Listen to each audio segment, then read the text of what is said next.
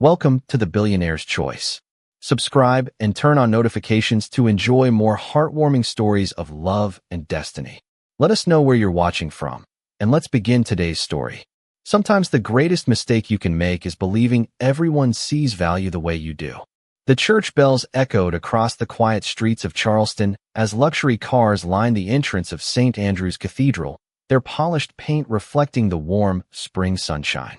Inside, florists rushed through the final arrangements while photographers adjusted their cameras, preparing to capture what many had already called the wedding of the season. Standing across the street with a small garment bag hanging from one shoulder, Autumn Hayes watched guests disappear through the tall wooden doors, one elegant smile after another. She wasn't there as a guest. She wasn't even there to celebrate. She had spent the previous evening arranging white roses and ivory peonies for the ceremony, because flowers didn't care whose heart had been broken. They simply bloomed where they were placed. This morning, however, another envelope waited beside the payment from the wedding planner. It was cream-colored with gold lettering. Inside was a handwritten note from her former fiancé, Brandon Collins.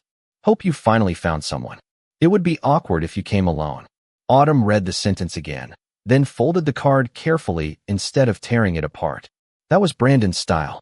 He never raised his voice. He simply found elegant ways to remind people they weren't enough. 3 years together had ended with one conversation and another woman who happened to come from a family with far deeper pockets.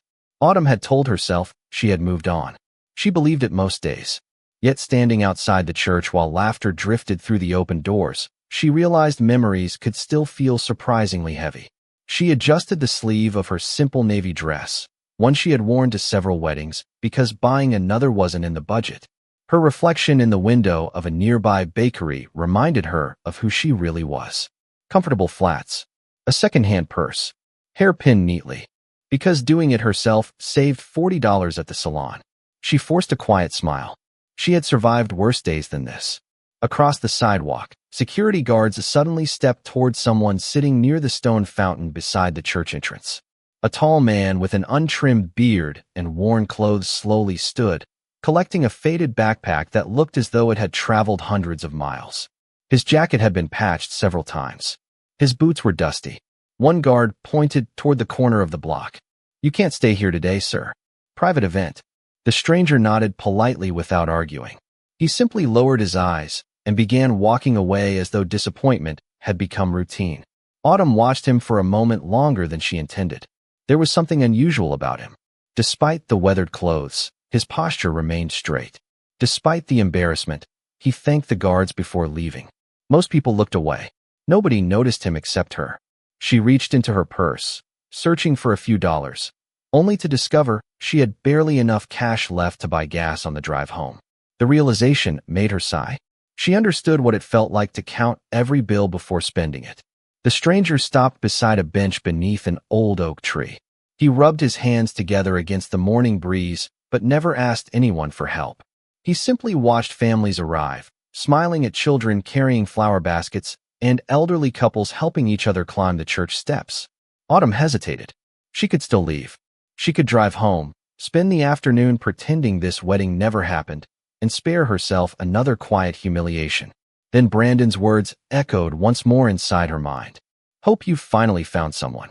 She laughed softly, almost at herself. It was ridiculous. Completely ridiculous. Yet the thought refused to disappear. Before common sense could stop her, she crossed the street toward the stranger. He looked up as her shadow reached the bench. His blue eyes were calm, observant, and unexpectedly kind. "Excuse me," Autumn said, suddenly unsure how to explain what she was about to ask. "This is going to sound completely crazy." The man tilted his head with the faintest smile. "I've heard crazier." Autumn took a slow breath, her heart beating faster than it should have. "Would you be willing to come to a wedding with me, just for today?"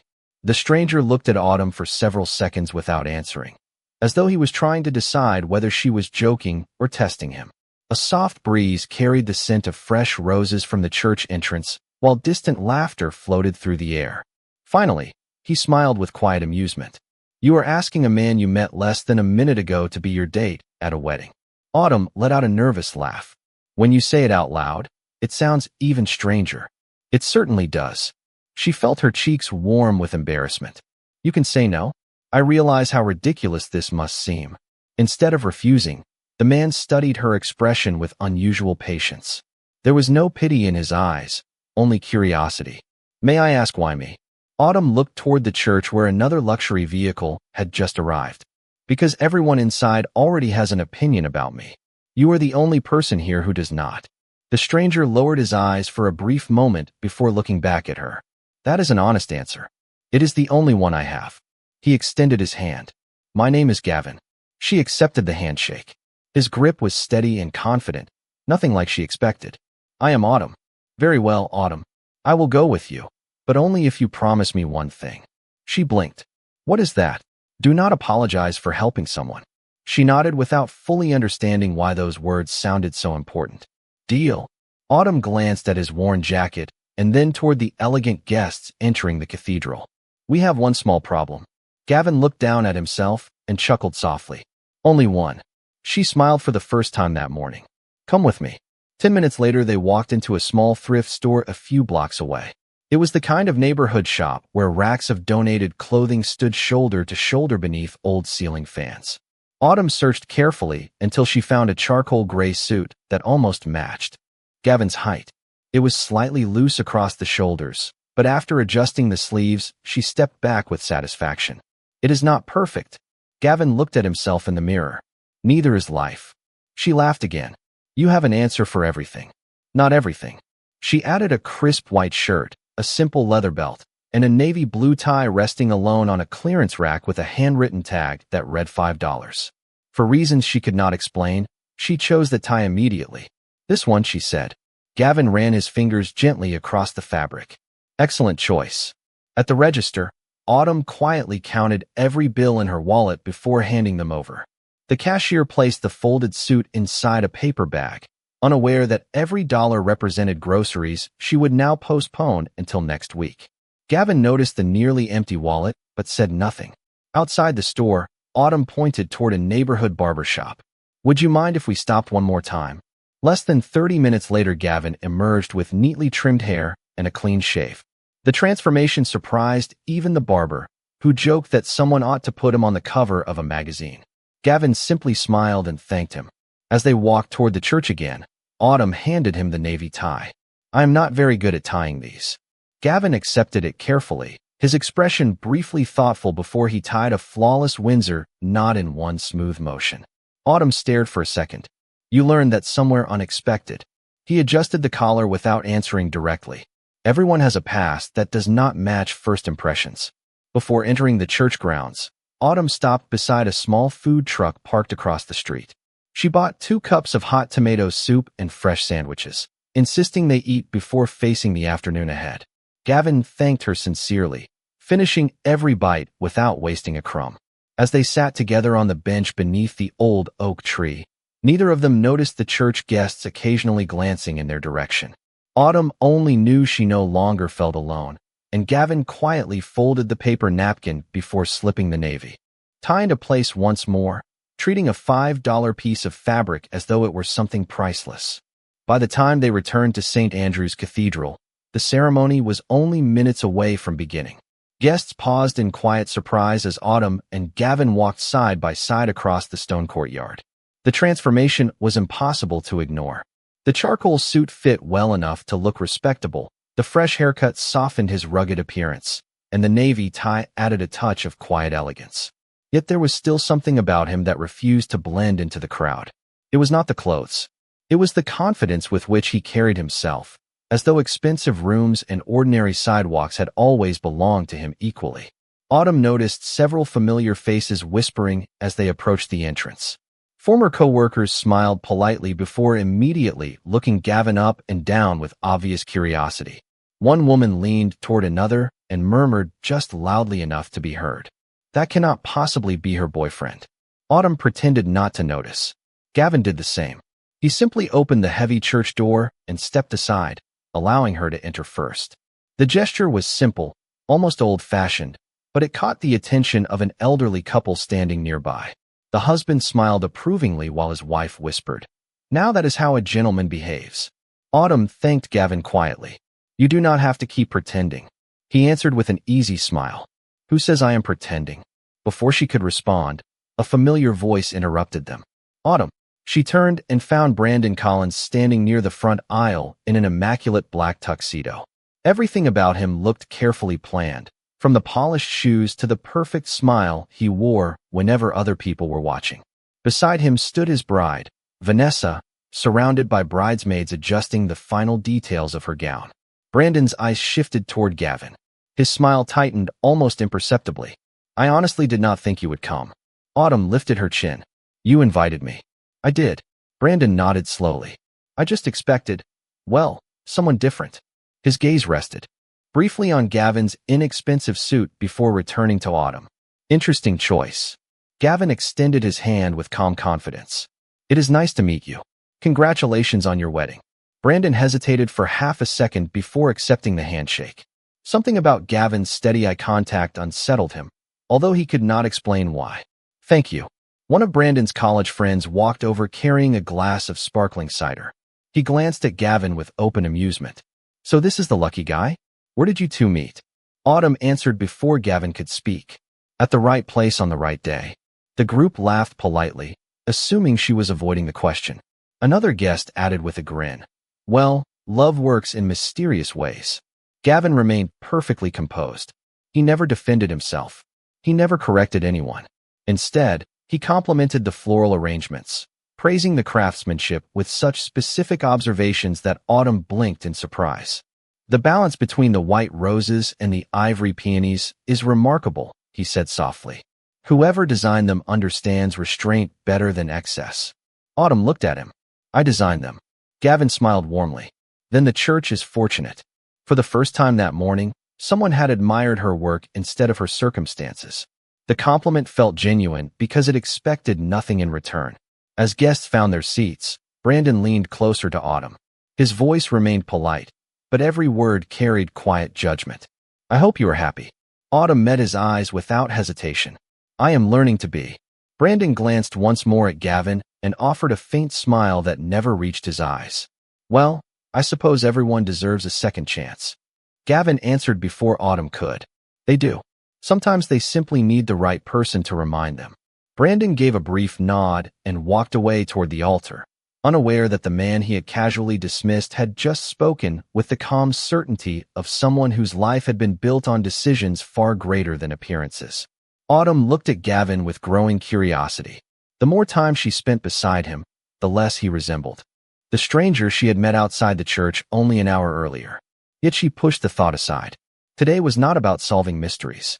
Today was simply about surviving with dignity. And as the wedding music finally began to fill the cathedral, she realized she no longer felt like she was facing the room alone. The ceremony unfolded beneath stained glass windows washed in soft afternoon light, and every promise spoken at the altar reminded Autumn that life rarely followed the plans people made in their 20s. She listened politely, applauded with the rest of the guests, and kept her attention away from Brandon whenever possible. Gavin remained beside her in complete silence, never restless, never uncomfortable, as though patience came naturally to him. When the ceremony ended, everyone made their way toward the reception hall overlooking the Charleston harbor. Crystal chandeliers shimmered above tables dressed in ivory linen, and a string quartet welcomed guests as servers carried trays of sparkling cider and elegant appetizers through the room. Autumn admired the flowers from a distance, quietly noticing the arrangements she had created only yesterday. Seeing her work displayed so beautifully should have filled her with pride, yet she could not ignore the feeling that she was an outsider attending someone else's celebration. Gavin noticed the expression on her face. You are looking at the flowers differently than everyone else. She smiled faintly. Everyone else sees decorations. I see every hour it took to make them. He looked around the ballroom before answering. That is the difference between creating something and simply consuming it. His words lingered in her thoughts. Few people had ever recognized the effort behind her work. Most admired the finished result without considering the hands that made it possible. During dinner, the seating arrangement placed Autumn and Gavin only 2 tables away from Brandon and Vanessa. Conversations drifted through the room as guests shared stories, laughed, and offered wedding toasts. Eventually, Brandon stood to thank everyone for coming. He spoke warmly about success, family, and new beginnings before, raising his glass towards several familiar faces. Then his eyes settled on Autumn. "I also want to thank old friends who came to celebrate with us today," he said with an easy smile. "It means a great deal to see everyone moving forward in life." Several guests turned toward Autumn. The words sounded kind on the surface, but she recognized the subtle performance hidden beneath them. Brandon had always known how to deliver an insult wrapped in perfect manners. A man seated beside Brandon laughed lightly before calling across the room, "Autumn, you certainly surprised us today. We were all wondering who your mysterious date might be." More faces turned toward their table. Autumn felt dozens of curious eyes studying Gavin's inexpensive suit despite its careful tailoring. Before she could answer, another guest added, "You two make an unexpected pair." The comment drew polite laughter from several tables. Autumn could feel embarrassment rising inside her, but Gavin remained remarkably calm. He picked up his water glass, took a quiet sip, and smiled as though nothing unusual had happened. One of Brandon's business associates leaned forward with a friendly grin that carried more curiosity than kindness. "So, Gavin, what line of work are you in?" Autumn instinctively looked toward him, worried the question might expose the truth about how they had met. Gavin rested his hands calmly on the table. "At the moment, I spend most of my time observing people." A few guests chuckled, assuming he was making a joke. "That sounds fascinating," the man replied sarcastically. "And what have you learned?" Gavin answered without changing his gentle tone. "That the easiest way to understand character is to watch how someone treats a person who cannot offer them anything in return." The laughter faded almost immediately. Nobody knew quite how to respond. His words were not directed at anyone in particular, yet they seemed to settle over the ballroom with quiet weight. Autumn looked at him in surprise. She realized he had not defended himself. He had not criticized anyone. He had simply spoken a truth that required no explanation. For the rest of the evening, she noticed something unexpected. Whenever a server accidentally dropped a napkin or an elderly guest needed help finding a chair, Gavin stood first without hesitation. He thanked every employee by name whenever they introduced themselves and listened attentively whenever someone spoke to him, regardless of their position. By the time dessert was served, Autumn found herself wondering less about where Gavin had come from and more about the remarkable man sitting beside her. Whatever his past might be, one thing had become unmistakably clear. Kindness was not something he performed when people were watching. It was simply who he was. The reception slowly gave way to the soft rhythm of evening as guests drifted onto the terrace overlooking the harbor, where the setting sun painted the water in shades of gold and amber. Conversations became smaller, laughter quieter, and the music gentler. Autumn stepped outside for a breath of fresh air, grateful for a few peaceful moments away from curious glances and carefully disguised judgments. She rested her hands against the wooden railing and watched a sailboat move steadily across the water. After a few moments, she heard measured footsteps behind her. Gavin joined her without saying anything at first. The silence between them felt comfortable rather than awkward. Finally, he spoke. "Thank you for today." Autumn looked at him with surprise. "You are thanking me? I was the one who dragged you into this strange situation." Gavin smiled faintly. "You treated me with dignity before you knew anything about me. That is rare." She shook her head. "It should not be rare." He turned toward the harbor again. "Unfortunately, it often is." Autumn studied his face in the fading light. The more she listened to him, the more questions she had. His manners were polished. His vocabulary was thoughtful. Even the way he observed people felt intentional. Nothing about him matched the life she had imagined when she first saw him sitting alone outside the church. "Can I ask you something?" she said carefully. "Of course. How did you end up on that bench this morning?" Gavin remained quiet for several seconds. Life has a way of stripping away labels. Sometimes, it is useful to discover who still recognizes your humanity after everything else disappears. It was not really an answer, but Autumn sensed that pressing further would be unfair. Everyone carried stories they were not ready to tell. She nodded gently. "Then I hope life is kinder to you tomorrow than it was yesterday." Gavin looked at her with genuine appreciation. "That is one of the nicest things anyone has said to me in a long time." At that moment, a wedding coordinator stepped onto the terrace searching for Autumn. "There you are. I wanted to thank you again. The flowers received so many compliments today." Autumn smiled politely. "I am glad everyone enjoyed them." The coordinator lowered her voice. I wish we could hire you for every event, but the bride's family already signed a long-term contract with another company. Autumn simply nodded. She had heard similar conversations before. Talent alone rarely opened every door. After the coordinator left, Gavin asked quietly, "Do you own your own floral business?" Autumn laughed softly. "Not yet. Right now I rent a small workspace behind another shop. Someday I hope to open a studio with my own name on the front window." "What is stopping you?" "Money mostly. Dreams are expensive." Gavin looked toward the ballroom, where elegant guests continued celebrating. Sometimes the world invests in the wrong things. Before Autumn could respond, the final dance was announced inside. Brandon and Vanessa stepped onto the floor as everyone applauded. Autumn watched from the doorway with unexpected calm. The ache she had feared all morning was gone. Whatever chapter Brandon represented in her life had quietly ended without drama or regret. She turned back toward Gavin with a grateful smile. "I think I can finally go home." They walked together toward the church parking lot beneath strings of glowing lights. Autumn unlocked her aging sedan and reached into the back seat for the paper bag containing Gavin's old clothes. "These are yours." Gavin accepted the bag but left the navy tie around his neck. "May I keep this?" Autumn laughed. "It only cost $5. He gently touched the knot before answering. "Its value has nothing to do with the price." She smiled, thinking he simply appreciated the gift. They said goodbye with a warm handshake, and Gavin thanked her one last time before walking toward the quiet end of the street. Autumn watched until he disappeared beyond the corner. She never imagined that it would be the last time she would see the man she believed was simply a stranger in need of kindness.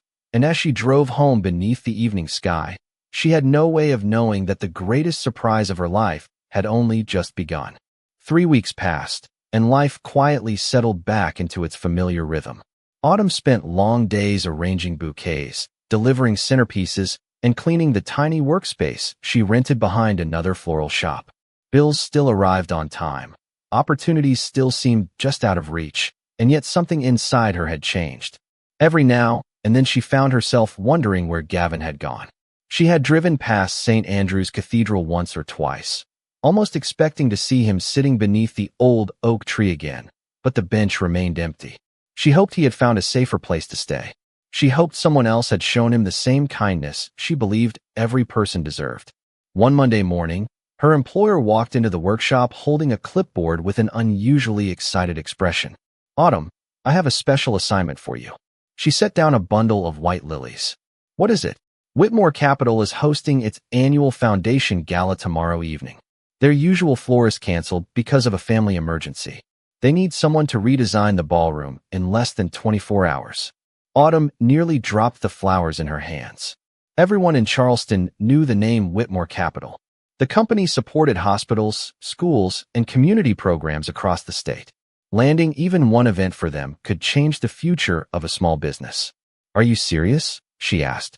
Her employer nodded. "Completely." They requested elegant arrangements with white roses, ivory peonies, and simple greenery. "They chose your portfolio after seeing photos from the wedding last month." Autumn smiled with quiet disbelief. "Then I will make sure they never regret that decision." The following afternoon, she arrived at the Whitmore Capital headquarters carrying boxes filled with carefully arranged flowers. The building towered above downtown Charleston, with walls of glass reflecting the bright Carolina sky. Inside, the marble lobby buzzed with activity as event planners, caterers, musicians, and technicians prepared for hundreds of distinguished guests. Autumn could not help admiring the scale of everything around her. Every detail reflected excellence without unnecessary extravagance. As she finished placing the final centerpiece in the grand ballroom, one of the coordinators approached her. "Everything looks beautiful. The chairman personally reviews the room before every gala, so he should be here shortly." Autumn nodded politely and continued adjusting a bouquet of ivory peonies. A few minutes later, the lights softened, conversations faded, and guests began taking their seats. A master of ceremonies stepped onto the stage beneath the enormous crystal chandeliers. "Ladies and gentlemen, thank you for joining us as we celebrate another year of serving our communities. Please welcome the Chairman and Chief Executive Officer of Whitmore Capital, Mr. Gavin Whitmore." The room erupted into applause. Every guest rose to their feet. Autumn turned instinctively toward the stage, expecting to see a distinguished executive she had never met. Instead, her hands froze around the ribbon she was tying. Walking confidently through the center aisle was the man she had last seen disappearing down a quiet Charleston street, wearing a $5 navy tie. His beard was gone, his tailored midnight blue tuxedo fit perfectly, and every executive in the room greeted him with unmistakable respect. Yet his calm blue eyes had not changed at all. Neither had the gentle smile that appeared as he thanked employees by name while making his way toward the stage. Autumn could barely breathe. The stranger she believed needed help was now being introduced as one of the most influential business leaders in the country. Her heart raced as memories rushed through her mind all at once. The thrift store, the soup from the food truck, the conversation on the harbor, the navy tie she had bought with money she could barely afford to spend. Gavin reached the podium and looked across the ballroom, thanking everyone for supporting the foundation's mission. Then, for the briefest moment, his eyes found Autumn standing beside the floral display. He paused almost imperceptibly before offering the same warm smile he had worn beneath the old oak tree. In that single instant, every unanswered question finally had an answer, and Autumn realized that the greatest surprise of her life had not been meeting a stranger in need. It had been discovering that the man she chose to treat with kindness had never forgotten the woman who saw his worth before anyone else recognized his name. Autumn stood motionless long after the applause had faded, barely hearing the speech unfolding on stage. Every sentence Gavin delivered about leadership, responsibility, and serving others only deepened her disbelief. This was not a man pretending to be important. Every executive in the room listened with complete respect, every employee smiled when he thanked them by name, and every guest treated his words as though they truly mattered. Nothing about the scene could be explained away as coincidence. The man she had invited to a wedding out of simple compassion was, beyond any doubt, the chairman of one of the largest companies in the region. As soon as the presentation concluded, she quietly gathered her floral tools, hoping to leave before anyone noticed her. She needed fresh air, time to think, and perhaps distance from a memory that suddenly felt painfully complicated. She had almost reached the lobby when she heard a familiar voice behind her. Autumn. She stopped, but did not turn immediately. Taking a slow breath, she faced him. Gavin had removed his suit jacket, yet the navy tie she had bought in the thrift store remained perfectly tied around his collar. Seeing it again stirred emotions she could not describe. "You knew," she said softly. "You knew who you were the entire time." Gavin nodded once. "Yes. And you let me spend what little money I had on clothes, lunch, and that tie." There was no anger in her voice, only confusion.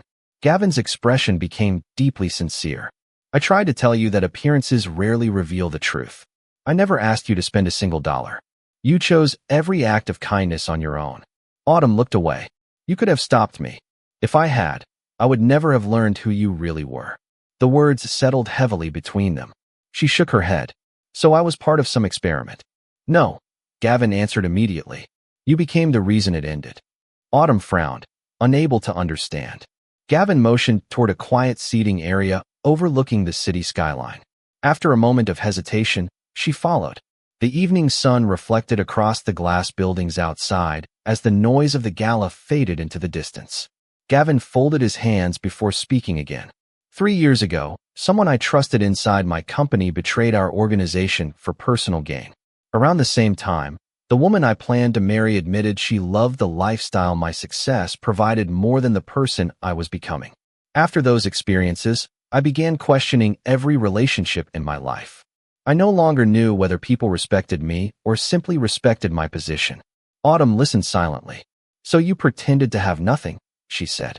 Gavin nodded. "Not every day. Only when I needed to remind myself what people looked like without recognizing my name. I visited shelters, community kitchens, public parks, and neighborhoods where no one expected anything from me. Most people walked past without making eye contact. Some offered kindness. Very few offered dignity." He smiled gently. "Then I met a florist who invited a stranger to a wedding because she refused to let another human being feel invisible." Autumn lowered her eyes. "I still feel embarrassed." "Why?" "Because everyone probably thinks I was trying to impress a billionaire." Gavin almost laughed before answering. "Nobody knew we had ever met until this evening." She looked back at him. "But I know. And now I cannot stop wondering whether every conversation we had was real. Gavin reached into the inside pocket of his jacket and carefully removed a folded receipt that had been protected inside. A leather card holder. He handed it to her. Autumn unfolded the paper and immediately recognized the faded print from the thrift store where she had bought the charcoal suit and the $5 navy tie. Gavin had kept the receipt all this time. "Do you know why I saved it?" he asked quietly. Autumn shook her head. "Because that was the first gift anyone had given me in years without expecting influence, recognition, or anything in return. You looked at a man everyone else ignored and decided he deserved respect. I never forgot that moment." Autumn felt tears gathering in her eyes, not from sadness, but from the overwhelming realization that every simple decision she had made on an ordinary afternoon had changed 2 lives instead of 1. For the first time since seeing him walk onto the stage, she understood that Gavin had never been testing whether she was worthy of his wealth. He had been searching for proof that genuine kindness still existed, and completely without realizing it, she had become the answer he had almost stopped believing he would ever find. The conversation in the quiet lounge marked the beginning of something neither Autumn nor Gavin had expected. Over the following weeks, Gavin found reasons to remain in contact that felt natural rather than forced. Sometimes he called to compliment a floral arrangement she had designed for one of the foundation's charity events. Other times he invited her to walk through community gardens that Whitmore Capital sponsored across Charleston. Their conversations grew longer, their laughter easier, and the difference in their circumstances slowly became less important than the comfort they found in each other's company.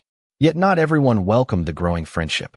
News that Gavin Whitmore had personally selected an independent florist to oversee several foundation events spread quickly through Charleston's business circles.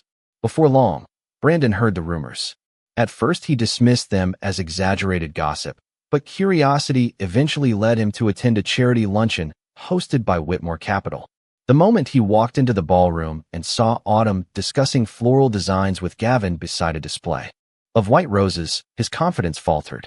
He approached with the same polished smile that had impressed so many people over the years. "Autumn," he said warmly, "it has been a while." She greeted him politely. "It has. Congratulations again on your marriage." Brandon nodded before turning toward Gavin. "Mr. Whitmore, it is an honor to finally introduce myself properly."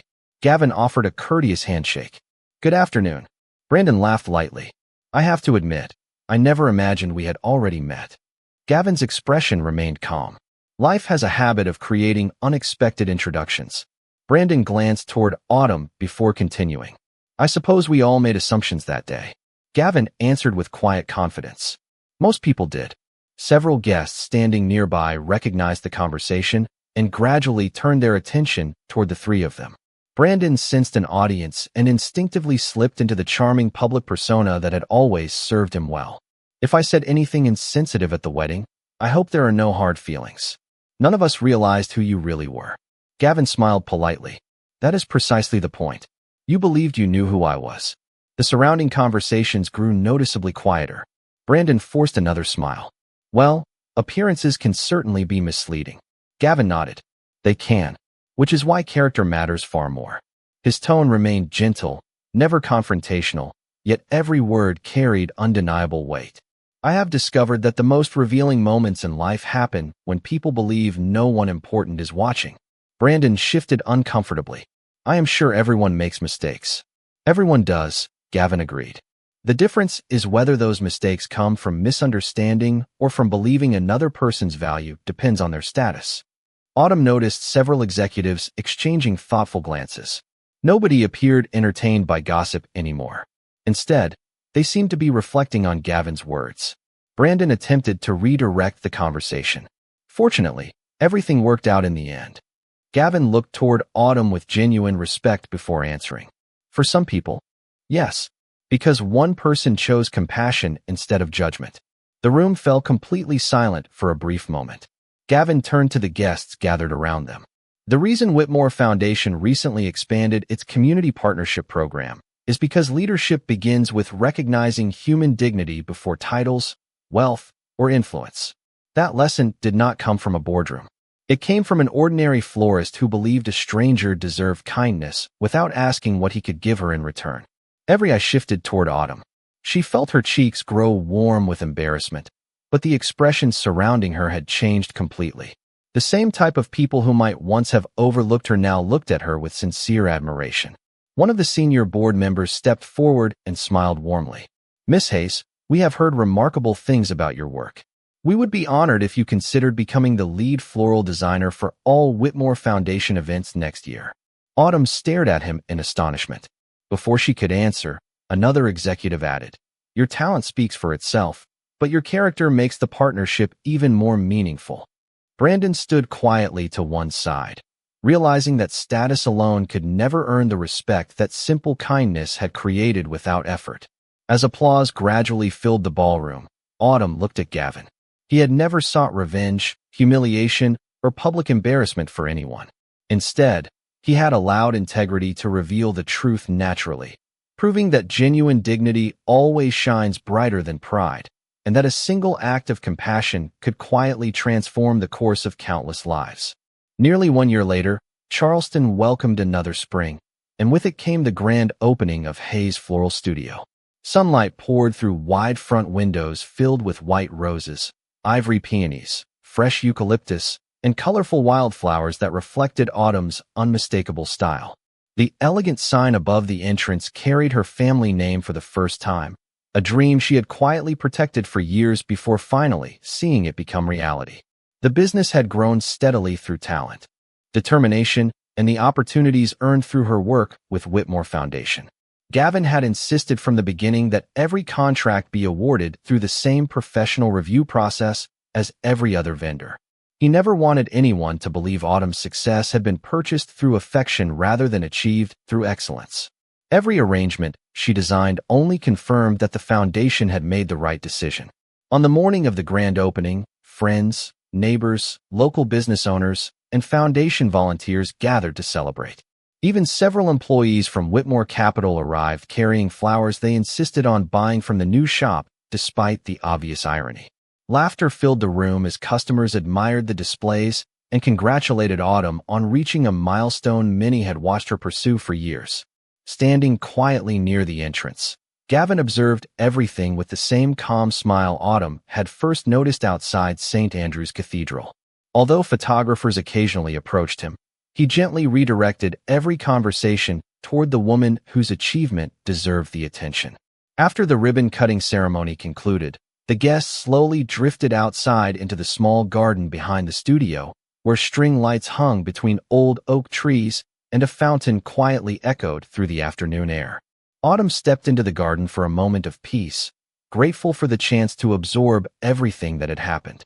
She smiled as she remembered the frightened woman who had once believed attending a wedding alone would be the hardest moment of her life. That memory now felt impossibly distant. Soft footsteps approached behind her. She turned to find Gavin wearing a tailored navy suit and, to her surprise, the same navy tie she had bought at the thrift store nearly a year earlier. The fabric showed faint signs of wear now, but he had clearly cared for it with remarkable attention. Autumn laughed gently. "You are still wearing that tie." Gavin touched the knot with a smile. "I told you its value had nothing to do with the price." He reached into his jacket pocket and removed a small velvet box before taking a slow breath. "There have been many moments during the past year when I wanted to ask you this question. I kept waiting for the perfect day, but I finally realized something." Autumn looked at him with quiet anticipation. "What did you realize?"